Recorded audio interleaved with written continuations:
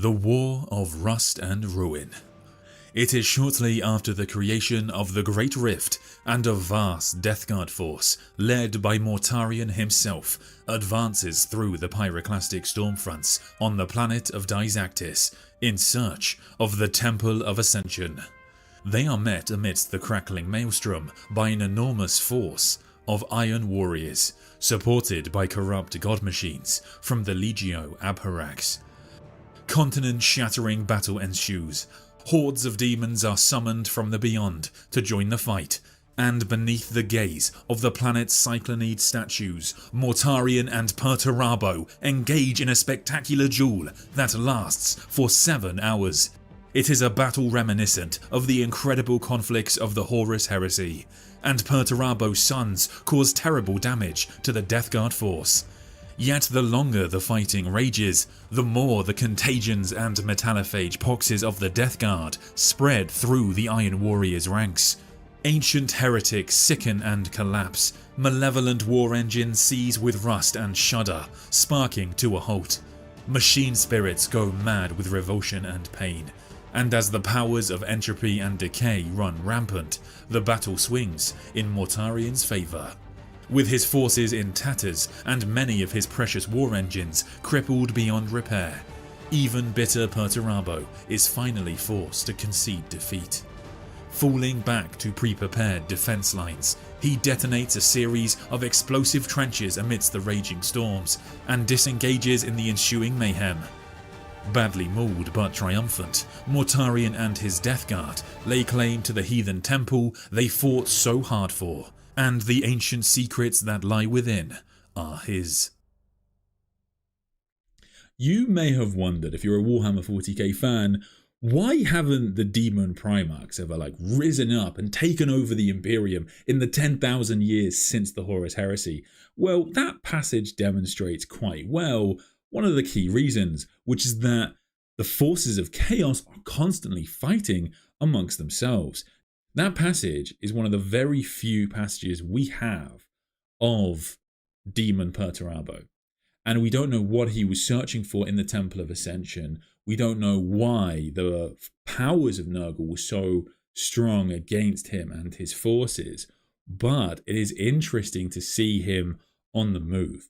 And in the background of the setting, and something we never get kind of books focusing on, it is said that Perturabo has fought in thousands of wars over the last 10,000 years.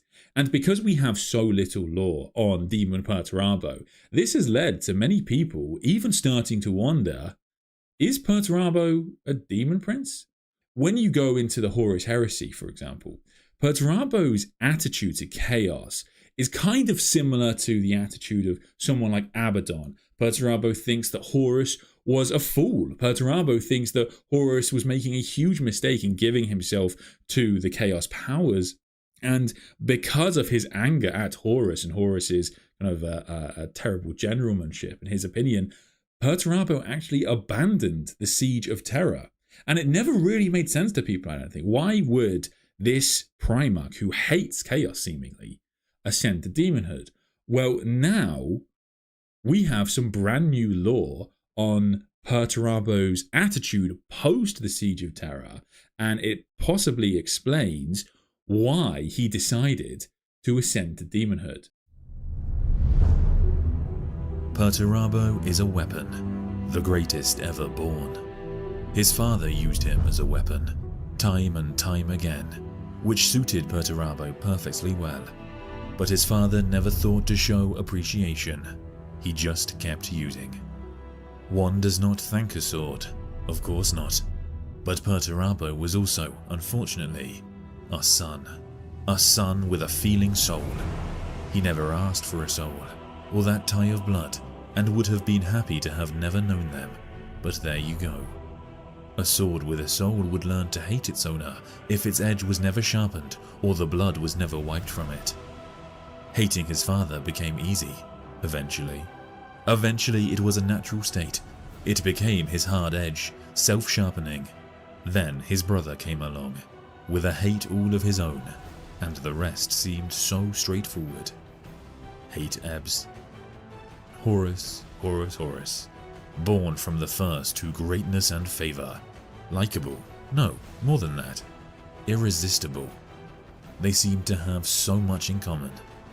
But Horus was always more of a dress sword than a working blade. Things began well. Events unfolded that Perturabo was eminently suited for. Promises were made. A bright future was negotiated. A configuration of the human Imperium better befitting a son like Perturabo. But slowly, he was used by Horus as he had been used by his father. He was left to achieve the near impossible, and rebuked when the near impossible was as slow to achieve as the near impossible always is. And Horus left him to it. The dress sword remained in its gaudy, ornamental scabbard. So did any appreciation. That was bad enough, but bearable. Then, the promises broke as easily as a chair's headrest or a patch of wall. Supremacy was always his goal. His supremacy. The future that would allow for it was not the configuration that Horus had shown to Perturabo to entice him. It was an atrocity that would burn down the great aspects of the Imperium, along with the rot that needed to be excised. It was a waste, and it was also a surrender to forces that had no place in human affairs. Perturabo does not surrender. Horus's idea of victory was not a victory at all. Whether Perturabo took the palace or not, it was not a victory that the Lord of Iron could cost out. It was an unviable position, a victory he calculated to be impossible. He studies the data scrupulously, and it never lies to him. Having learned to hate Horus as much as he hated his father, Perturabo resolved he would not waste a single further soul on the effort.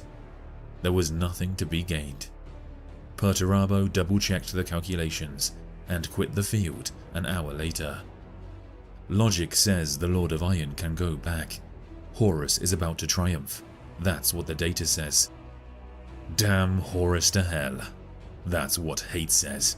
That's what the Lord of Iron screams at the wall as he dents it, and yells at the deck as he cracks it, and howls at the chair as he reduces it to debris. Don't go back. Don't ever go back. He hates you. He will not forgive. He will not find mercy in his heart. His configuration of the future, now dawning, does not allow for mercy. Horus will punish you whether you go back or not. He will hunt you and he will destroy you. He will kill you and every single one of your sons. And if that's going to happen anyway, why go back at all? The Lord of Iron sits on the deck, hunched over, and watches the data talk in calm blue twilight tones. It never lies to him. He watches it tell the story of the War Master's triumph, the victory of Horus, scrolling past one data block at a time. Damn him. Hate him. He used the Lord of Iron as a weapon, but he made the Lord of Iron his enemy. Perturabo will just have to make ready and face him when he comes.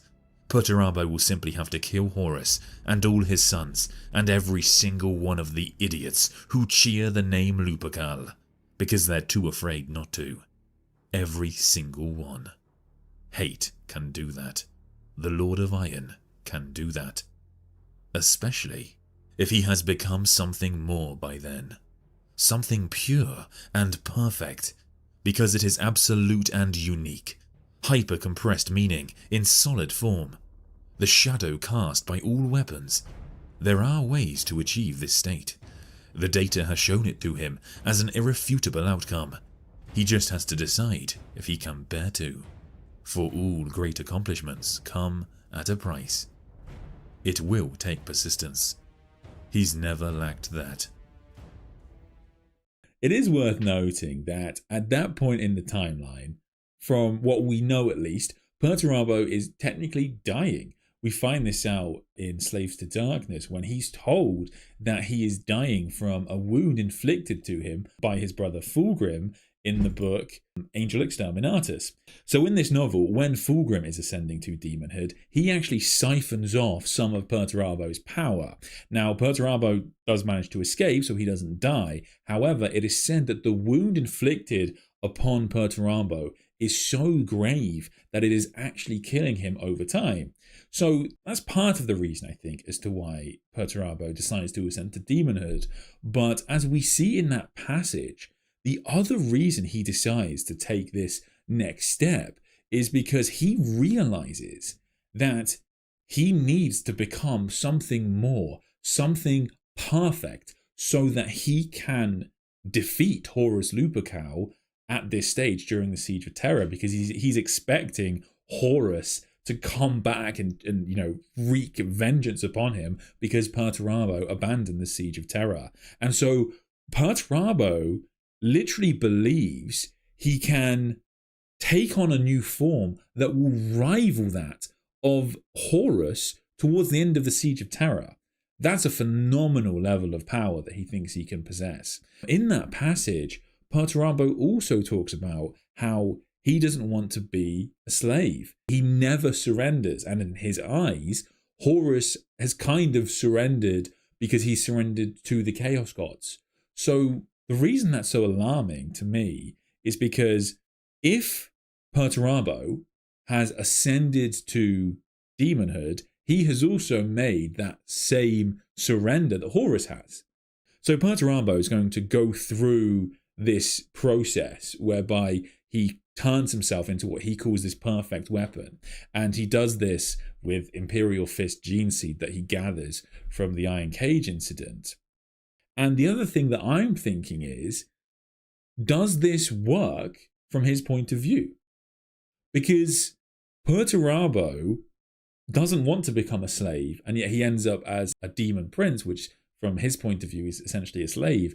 So my theory for the Scouring is going to be that Perturabo attempts some sort of experiment. He wants to kind of harness war power and turn himself into something that is above and beyond the other demon primarchs. He doesn't just want to be like Lorgar.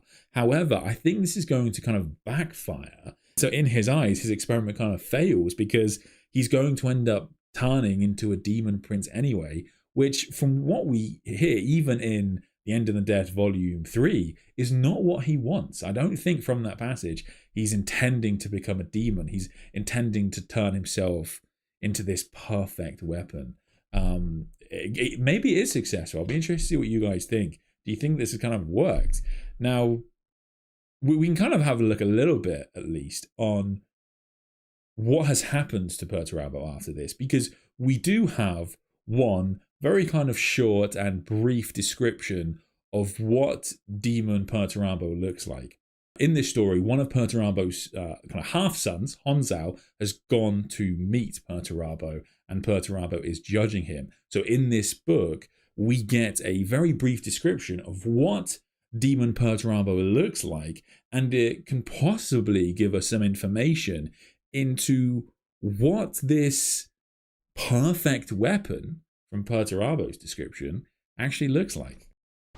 Even before his elevation to demonhood, the Primarch had been colossal, but now he was a giant plated in silver and steel, encased in armour that was more a fortified sarcophagus than anything wrought for a living being, edged in yellow and black, scarred from 10,000 wars, and seamed with weld lines like scars.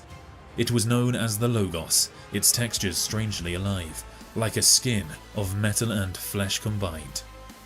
Perturabo, the Lord of Iron himself. He went without helm, his head a nightmare of pallid dead flesh and bleached of colour, like a corpse dragged from an ocean trench.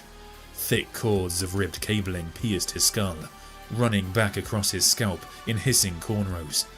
Eyes that were gimlet black, yet lit from within by the coldest light, stared out from a face that had known only bitter disappointment and had been cursed by inevitable betrayal. His mighty hammer Forgebreaker had been crafted by another, but had changed so profoundly from its original appearance that even had its original maker been alive to see it, he would no longer recognize the craft as his own.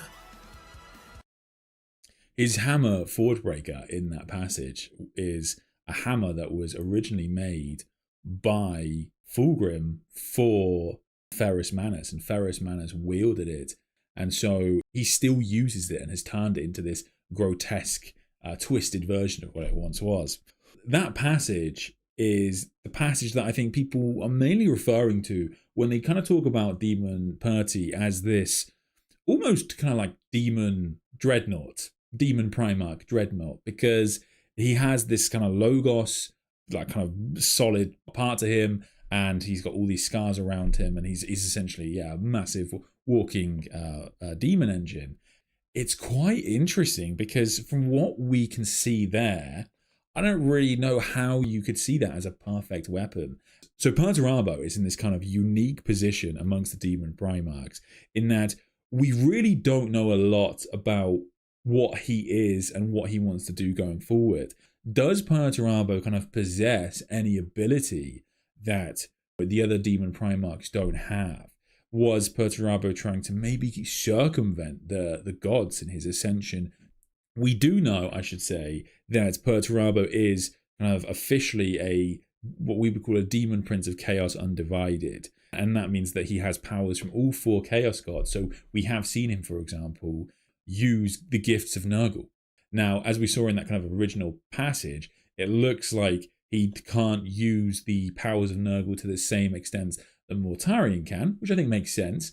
The existence and the situation whereby Perturabo and Lorgar are demon princes of chaos undivided is particularly strange in the setting of Warhammer 40k, because the chaos gods are not supposed to make any more demon princes of chaos undivided. If you're familiar with the story of Be'lakor, Be'lakor was the first demon prince and the demon prince of chaos undivided. However, Be'lakor grew too arrogant and too kind of powerful and sought godhood for himself, and so the chaos gods ended up punishing him, and from that point forward they only made their own demon princes.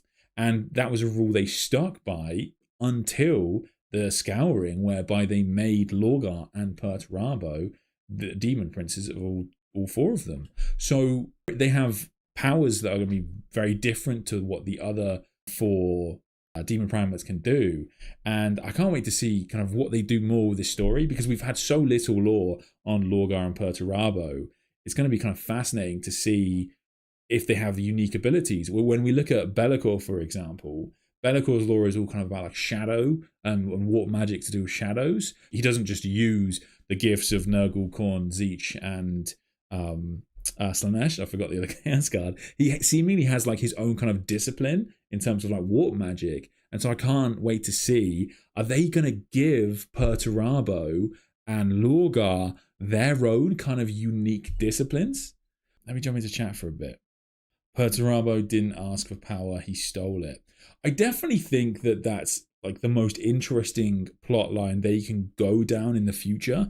I think the story is way more interesting if Perturabo is, in a lot of ways, kind of the opposite to Lorgar, because Lorgar, from my point of view, is kind of like the classic demon prince. He's a big golden demon. He looks exactly like what you kind of imagine demons to look like in your head. And from Lorgar's point of view, he's kind of won. He like won the Horus Heresy, won the Siege of Terra. He did kind of get kicked out after a failed coup, but he orchestrated this, semi-downfall of the Imperium. His sons still kind of love him. Yeah, now he just gets to serve the Chaos Gods for all time and spread devotion to his patrons. But Perturabo could be like the opposite to that. In terms of Perturabo being incredibly bitter, which is his kind of like trademark emotion, Perturabo gets this ultimate victory when he beats Rogal Dorn in the Iron Cage incident, and he uses the gene seed of Rogal Dorn's sons to kind of ascend to demonhood and, commence with this experiment whereby he will turn himself into the perfect weapon. But in the moment of his triumph, he fails, just as Horus failed and every Chaos champion before him, because attempting to overwhelm the Chaos Gods will inevitably end in disaster. Just ends up becoming a slave to the Chaos Gods like anyone else. I think that's a much more interesting bitterness to have in the setting than just, a bunch more books about how Perturabo hates Rogal Dorn. They could be setting up a never-ending cycle of those two competing against each other, proving who's better in a way. That could be pretty cool. I just love this idea that, in a similar way to Be'lakor doesn't really, he doesn't want to be a slave to the Chaos Gods. And as we saw in the Arcs of Omen series, he will often work against other servants of chaos, in that case Abaddon and Vashtor, for his own ends, because he wants to kind of achieve godhood himself, and he wants to get out of, being this pawn of the chaos pantheon. So Perturabo having kind of a similar point of view, maybe Perturabo in 40k is going to try and maybe kind of get out of from under the heel of the chaos gods. There's some really interesting narrative opportunities there, which would really separate him from the other traitor primarchs, because Abaddon has so much power over the demon primarchs. So in Fall of Cadia, one of Abaddon's many titles that the chaos gods have bestowed upon him basically makes him master of demons. And so anyone who's a demon kind of has to do what he says if Abaddon commands it directly in front of him. So interested to see whether this works on the demon primarchs to this degree. It would be very, very cool. Because typically, the demon primarchs don't like serving Abaddon until the chaos gods tell them that they have to. Lorgar better have some spine now. I want him to be fed up of being a victim, giving up on trying to be a soldier. I want him to be able to summon greater demons at a whim. I mean, he definitely seems different in Shadows of the Past. He willingly engages Corvus Corax there, whereas on Istvan 5, he's very like, oh no, Corvus is about to beat the ever-living hell out of me. But he willingly engages Corvus, and although he runs away in retreat, he does manage to fight Corvus for a very long time, which is quite impressive. Perturabo and Lorgar are kind of interesting in that they are liked by their sons, and they kind of control the Legion. Technically, the word bearers are kind of divided between Corferon and Erebus, but I think if Lorgar told them what to do, they would do it. That's how I kind of imagine it. Really excited for more lore on either Lorgar or Perturabo. Absolutely no diss on Fulgrim, because I can't wait for that Fulgrim model. If you're not familiar, we're going to get a big Emperor's Children kind of focus. I'm going to guess towards the end of this edition, and we know that because if you don't play the game, essentially the Emperor's Children are always included within the Chaos Space Marine Codex. They have been removed from that codex and have like an index, and the reason for that is because the Emperor's Children are about to get a codex at some point in this edition. It's probably about 18 months away, realistically, because Games Workshop's quite slow. But once we get to that, we're getting a whole Emperor's Children range and a bunch of new lore for them. And I'm hoping this season's Jagatai Khan returning. Sorry, that's not relevant, but I just think it's cool. However, as exciting as that is, and certainly to have like Fulgrim face Gilliman again would be really cool. I'm especially interested to see what happens after that. After that, we've got all four Demon Primarchs back that are solo god. And then we get into the territory of the Iron Warriors and the Word Bearers. And there's so much unknown about those two legions that I can't wait to see more about how they operate and what their Demon Primarchs are kind of doing in the Imperium. I think Perty is worse when it comes to warfare because he doesn't value his men, as opposed to Dawn, who cares about the risks, which in a sense holds Rogel back. Maybe. I think so. It is said that Rogue Dawn and Perturabo used to play kind of like a version of Warhammer in the Great Crusade. They'd play like these kind of war games, and it was said that Rogue Dawn would always win. However, I always liked this idea that like there's a theory that I think people have that I can't remember where I first heard it, but there's a theory that I really like around the purpose and design of Perturabo from the Emperor's point of view was strongly connected to Rogue Dawn. Rogue Dawn and Perturabo are of course very similar, like they're just designed to be very similar. And I really like this idea that the Emperor built into Perturabo this kind of like character flaw of him being kind of so jealous of his brother that it would drive him to be better and better. So I like the idea that Perturabo was designed to be this bitter by the Emperor so that it would encourage him to get better and better at warfare and generalmanship and siege warfare, because that would allow, his rivalry with Rogue Dawn would drive him into being a better Primarch. So I think that's kind of a really cool idea, and I think would kind of work. I love the Terminus Decree video. I think I've watched it 666 times. Nice. Thanks, man.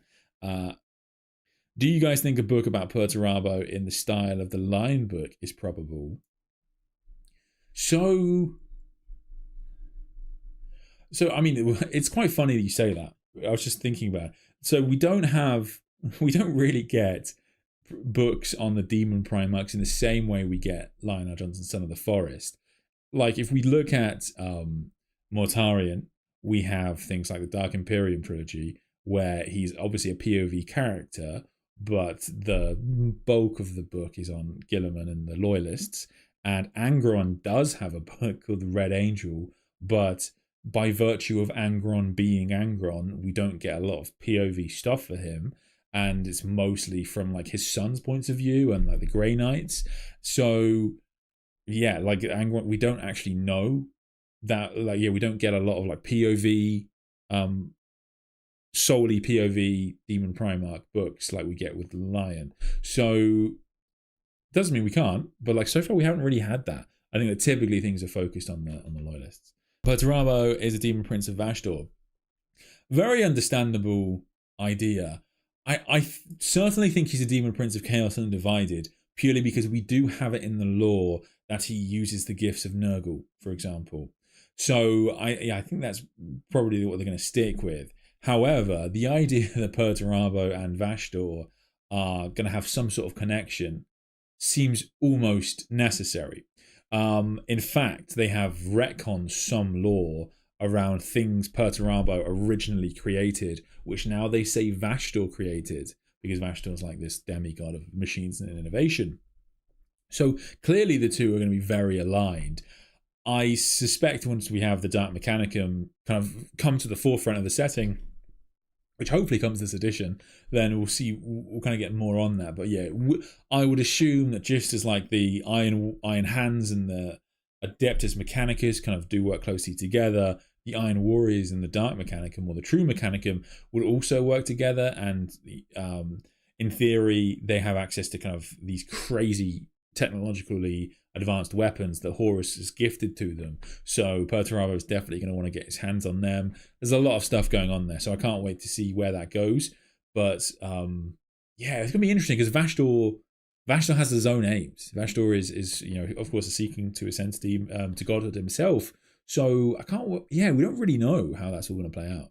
But yeah, sorry, I've gone off there. But certainly I think that Perturabo and Vashdor are going to have some sort of connection. Could Peter Turbo have ascended to demonhood forcibly, like he replaced so much of his body with machines that then they were being controlled by chaos, forcing his ascension? I think that's kind of a cool idea, and I definitely think that, yeah, I really like this kind of idea that it didn't go to plan, like he was attempting to save his life or turn himself into this perfect weapon.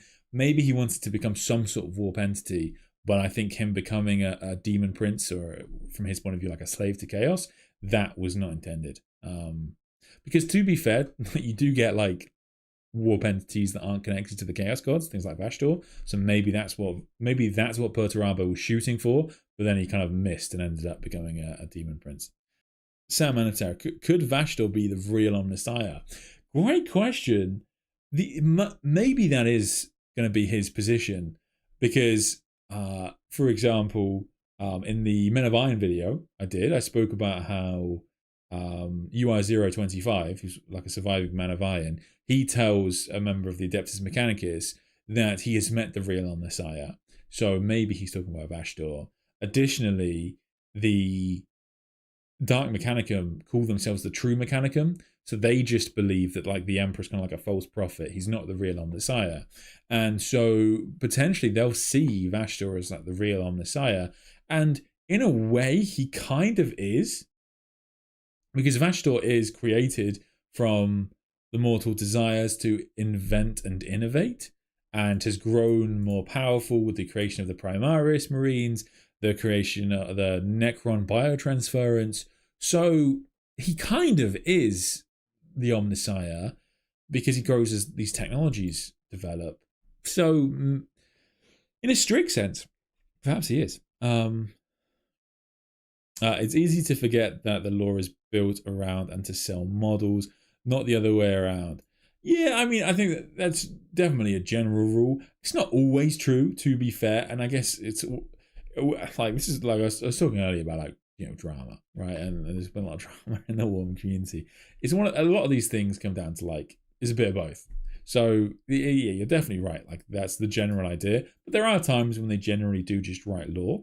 And a lot of the time, for example, the books have been very successful, and then they've created models for them. So those books weren't designed to release models. They would just happen to become very popular, and they ended up getting models. So it goes a little bit both ways, but as a general rule, you're certainly right. So he is disgusted by the weakness of flesh and craves the certainty of steel. Kind of. There's definitely bits of that, and Perturabo grows increasingly paranoid throughout the Horus Heresy and the Great Crusade, really, as well. He uses things like the Iron Circle, who are his bodyguard, and they're robots, like perfectly attuned to his mind. And however, he does start replacing his flesh with metal throughout the Horus Heresy because of the wound dealt to him by Fulgrim. So kind of Perty as a Malal champion. I mean, I do think at some point I'm going to have to do a stream on alternative Chaos Gods. One of the reasons I say that is because I don't know if you guys follow Age of Sigmar. I don't know much about Age of Sigmar, but I did see in the new kind of edition of Age of Sigmar, which is coming out, Skaven are becoming a thing again, right? And which weren't much of a thing beforehand, apparently. And one of the reasons that's happening is because the Great Horned Rat, who is like their god, has become officially a 5th Chaos God. So Age of Sigmar has 5 Chaos Gods now, whereas 40k only has 4. Now that's pretty cool because it definitely opens the door officially to the Games Workshop willing to make other Chaos Gods. And so the idea that they could bring the Malaus of the world and have Vashtor ascend, or Be'lakor, or the Dark King, there's lots of options there for characters who could take a place on the Pantheon. And I think it's kind of a really cool topic to talk about, right? I think people would enjoy that. So I think maybe going through all of the candidates, we have kind of new Chaos Gods. They could just do the Great Horned Rat. Give us the Great Horned Rat in 40k and give us Space Skaven. Really interesting. Are the Salamanders the only group to bring people back through sacrifice? Could Dante give his soul for Golden Bird Boy? I don't think it would work like that. I think it's probably promised in terms of Primarch souls, but I think we're going to have I think there's a plot point kind of, I want to say it's like semi-confirmed on the idea of Sanguinius' soul being split. So in the book Darkness in the Blood, this talks about this kind of 2 halves of Sanguinius' character. So you have kind of like the nobility of the Blood Angels in the Golden Angel, which we call the Sanguinor, and you have the Black Rage, which is a Black Angel. And these are kind of 2 halves of Sanguinius. There's also this kind of like third part called the Bloody Angel, which says it's not Sanguinius, but it looks exactly like Sanguinius. It's very strange. And so it looks like Sanguinius' soul was fractured. And one of the things I talk about in actually an upcoming video is that when Litu goes to Sanguinius' body in the End and the Death Volume 3, he could tell that Sanguinius has suffered a fate worse than death. He's not just dead. Something has happened to the soul of Sanguinius. So it looks like that's what's going to happen in the future. I don't think that's going to get resolved anytime soon because it essentially would require like the Sanguinor to beat the Black Angel to do that. And in the current 40k timeline, Mephiston has absorbed the Black Angel's kind of essence into himself. So yeah, that can't really happen for a while unless they decide to get rid of Mephiston, which I don't think is going to happen. But yeah, there's definitely something there in the future. What if he's Vashtor's double agent, like Vashtor is using him to potentially steal power away from all 4 Chaos Gods? I think I think that kind of thing would work really well. The idea that Chaos is going to get to like a certain level, maybe some sort of second Siege of Terror, and then all of a sudden you have like a Perturabo causing problems along with Vashtor would work really well. So I think the Games Workshop keeping that kind of plot line in their back pocket is definitely likely.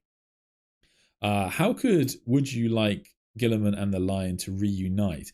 Tyranid threat or something else? I'm leaning towards the latter. I'm not sure if the Nids could get to Terra. One thing I was actually thinking recently was that I would quite like to see the Lion meet the Custodians first. And there's a couple of reasons for that. The first is that one of the things we see in the Dawn of Fire series, very briefly, is these Custodians like running this drill, like a simulation, on whether they could kill Guilliman should he turn traitor. And they practice that on Guilliman, given that Guilliman is, as far as loyalist primarchs go, relatively inoffensive as a character.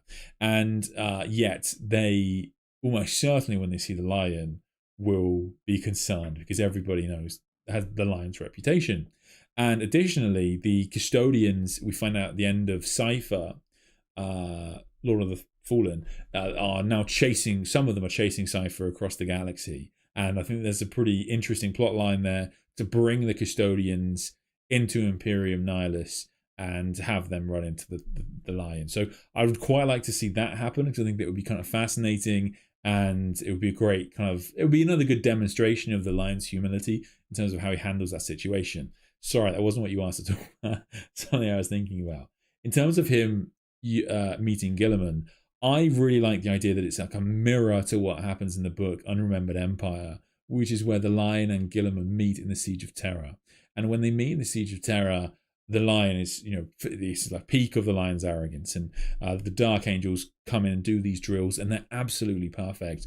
At this point in the Siege of Terra, the Guilliman's view of the lion is kind of fascinating, because he's kind of in awe of his brother, because the lion is like the big brother of the Primarchs, and it said that the Guilliman only ever really looked up to the lion and Horus, even more than someone like Sanguinius, which shocks a lot of people. And the lion, of course, is incredibly stuck up. He actually doesn't tell Guilliman that he's got Conrad Kurz on board. And I quite like the idea that this is like a reflection of that. And when Guilliman meets the lion in 40k, the lion is actually very humble. And the Dark Angels come down and do incredibly performative stuff. It's very impressive, but the lion's actually incredibly humble and very happy to meet his brother, and a great demonstration of this new kind of development of his character, which would be pretty cool. The other thing I really like in terms of that idea is in 30k, when Guilliman and the lion meet, the Space Wolves are there, or some of them, a small pack led by Fafnir Brewblood. And these Space Wolves have come to Macragge basically to check if Guilliman's loyalist, because Malcador and Leman Russ sent a bunch of Space Wolves out to check that all of the loyalist Primarchs were actually loyalist, and if they weren't loyalist, to maybe kill them. Anyway, so they're on Macragge, and of course, as soon as the lion sees the Space Wolves, he realizes, they've got to have an honor duel, because every time the Space Wolves and the Dark Angels meet, they have to have an honor duel. Anyway, I quite like the idea that the Space Wolves are there when Guilliman reunites with the lion, and I want to see an honor duel between Lionel Johnson and Bjorn the Fell-Handed. I think this would be so interesting, because in terms of like something to take on a Primarch, a new Bjorn the Fell-Handed model would be something to do. I think that would be really cool. And one of the plot lines I'd quite like to see in I'd really like to see in 40k would be the Dark Angels and the Space Wolves going on some sort of quest to find out what happened to Leman Russ. Because if you're not familiar, in the book Battle of the Fang, it is in that series, the Thousand Sons say they're having a discussion, these two members of the Thousand Sons, and they very much imply that Leman Russ is like trapped or lost somewhere. And so I quite like the idea that Leman Russ is lost somewhere, and the Dark Angels and the Space Wolves will go on some sort of quest to find the Wolf King. And I think that would kind of be, that's how I'd like it to go. But in terms of him and Guilliman meeting, I'd like to think would be very different to what it was in 30k, and Lion would be much more humble, and they'd hug, and it would be beautiful, etc., etc. So I think that that would be pretty. Yeah, there's a lot there. Who do you think will be the next Primarch to die, if any of them? If any of them were going to die, probably Lorgar, I would say. If any of them were going to die, I could see Lorgar getting a permanent death. The writers did toy with the idea of killing killing Lorgar in the Heresy. I don't think, in terms of Primarchs that you could lose, I think you could lose Lorgar, and the story would be kind of fine. He's been praying for 10,000 years. And Erebus and Corpharon can easily, I think, fill that narrative gap. And loyalists, who would I kill? Just kill Vulcan, he'll come back to life again. I guess of the ones we haven't had back, Lehman Russ and Rogal Dawn are probably the most redundant ones, I would say, but they have their own uses. uh,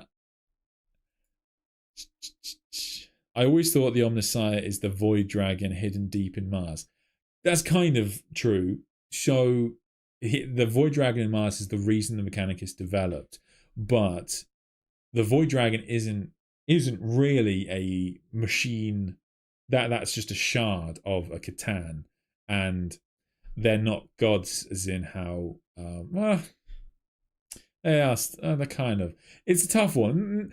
It's I guess it depends how you define these things. I guess I wouldn't define it like that, but if someone did define him as a machine god, I think that's fair. Like and potentially that's actually what it is.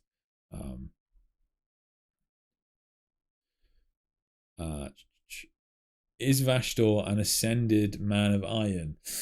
I don't think so. I think in the Arcs of Omen series, it said that Vashtor actually goes to speak to an artificial abominable he goes to speak to an abominable intelligence. So like there's definitely some stuff there that they can do. But I think I like the idea that he's just like a warp entity. I think that works. Could Perturabo have a returned Ferrus Manus somehow as his forced Forge Master and building into his demon form? I mean, hey, it works. It's a cool theory. Then Vashtor invents a time machine and goes back in time to munch on new stars, then gets trapped under Mars by Big E. That's cool. I guess Catan and Warp Gods are kind of opposite. So I don't know about him becoming a Catan, because sorry, Catan are made from the reality, whereas Warp Gods are made from the Warp, which is another dimension. So yeah, but I like the idea that there's some sort of loop there created.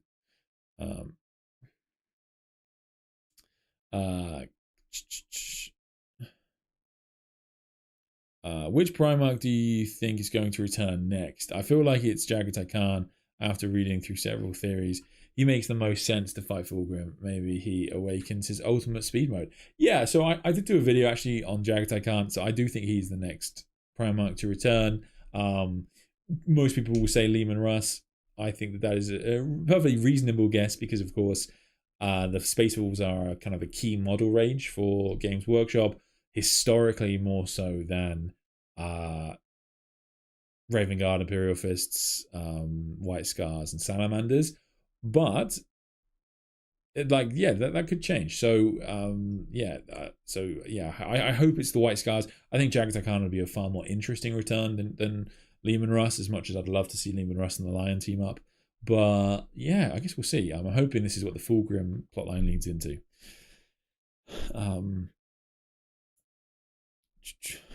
We have seen a demon become so powerful that he can make other demons. It was a Zeech demon who tried to overthrow him.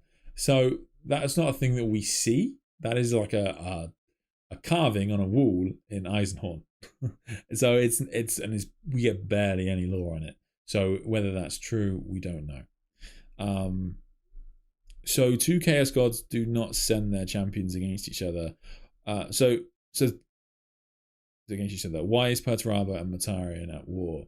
So yeah, I mean, we don't really know what they were after on this kind of Temple of Ascension, or like what it grants them. They've already both ascended, so what does the Temple of Ascension grant them? Probably just some sort of relic that is never after be heard of, but potentially there's something cool there.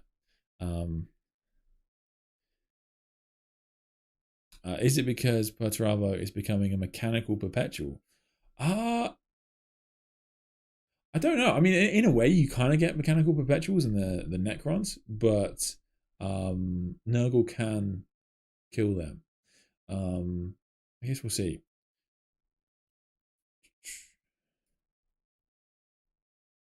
I think Chaos Undivided is synonymous with Chaos Unaligned. Interesting. I hope that Perty is unaligned, and when he uses Nurgle powers, it was just a temporary pact or something, since they are allies. Undivided typically means a bit all four, and they have like all four powers from four. But I mean, they could do something like that, and I definitely think that the door for that is perfectly open. If GW said Sigmar is a lost Primarch, AOS would get tons more fans. Yeah, I mean, AOS lore is one of those things that's kind of still developing. So I don't know how you guys feel about it, but I always feel like it's kind of weird to jump in because 40k, it's like the foundation, like 40k has its foundational parts kind of down. Sometimes there are red guns and stuff, but they're mostly down. Whereas AOS feels like it's still kind of going developing, and so like you have all these characters that have ascended to godhood over the past like 5 years. And I'm like, can we at least get the number of gods down, like base gods, before we end up moving forward? Um,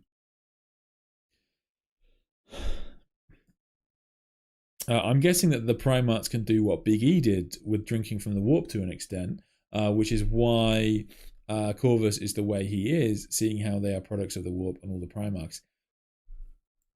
I think in theory that definitely works. Yeah, maybe that's what they'll do in the future.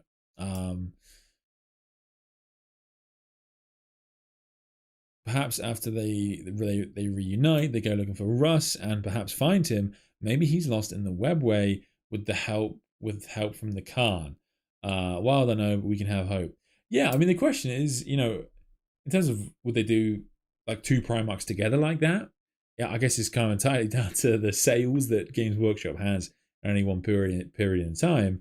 If they need the money, they'll probably release two of them. But as things currently stand, they sell out everything they make. So, well, not everything, but like all the key stuff that they make. So it's yeah, I'm guessing they're going to spread these things out. But hey, it's always an option.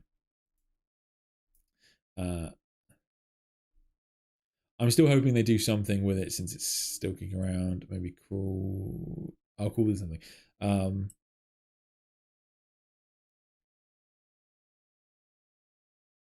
Imagine seeing Demon Fulgrim versus Uncorrupted Fulgrim battling it out, or him meeting Gilliman. Hey, it could be fun.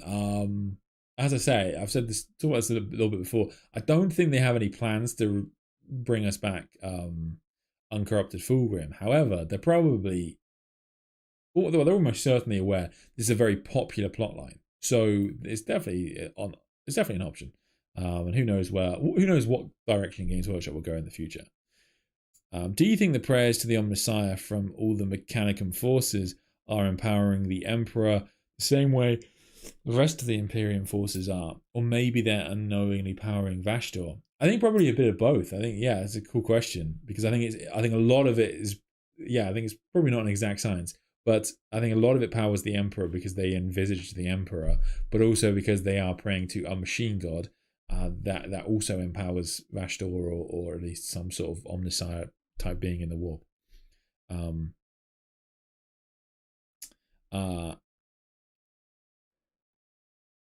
Is it possible that prayers to the Emperor create a warp entity in his image, or is it that it's not actually Big E?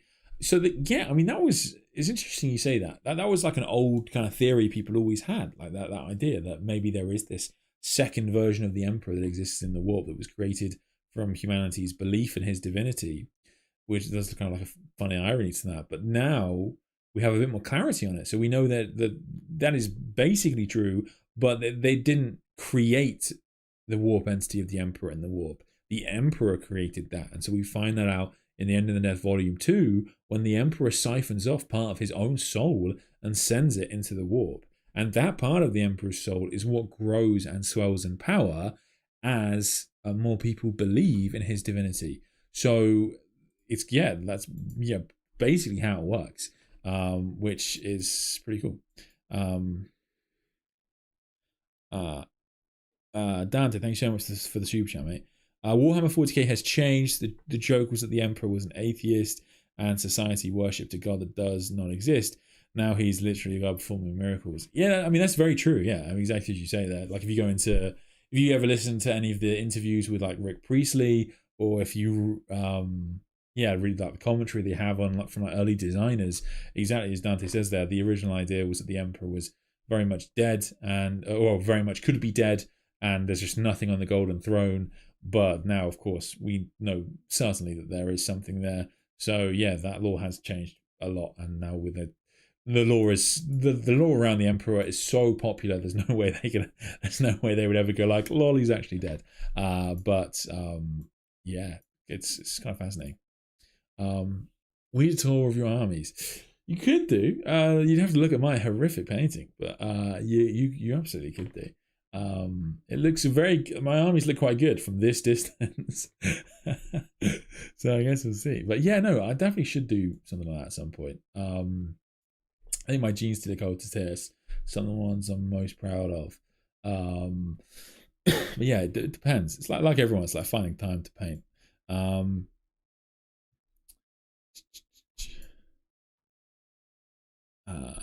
Jagatai Khan won't come back. His power is that he's so forgettable that even GW doesn't remember him.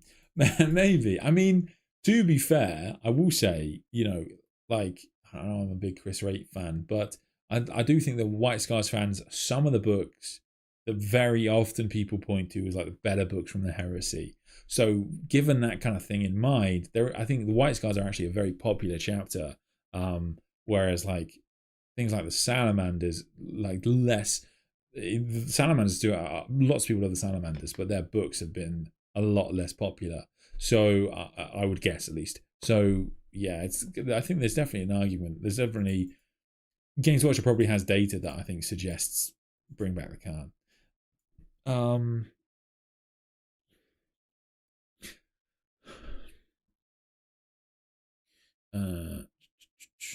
I wonder if we get to see Korax reunite with other Primarchs, will it change their view of the warp / how the Imperium views it?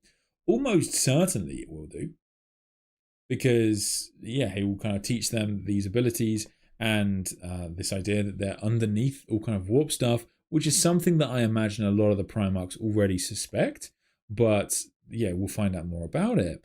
And I also think that we will see multiple Loyalist Primarchs develop at least some psychic ability. I think that's a really good way to make sure we have characters like Lionel Johnson and Lehman Russ feel very different in the lore, is that they have very different psychic abilities. So I imagine Lehman Russ coming back as some sort of Odin type figure, whereas the Lion's got his forest walking ability and that kind of thing. So I do think they're pretty different.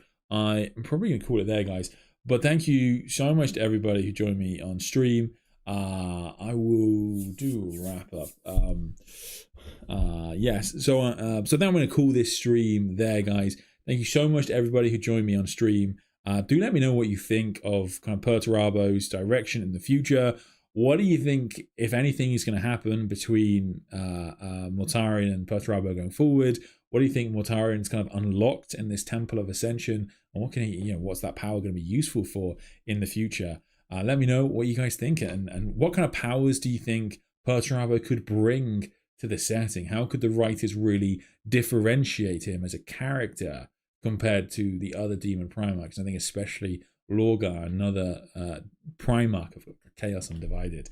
But thank you so much for watching this live stream. I hope you enjoyed it. Do check out the rest of my content, and I'll see you next time.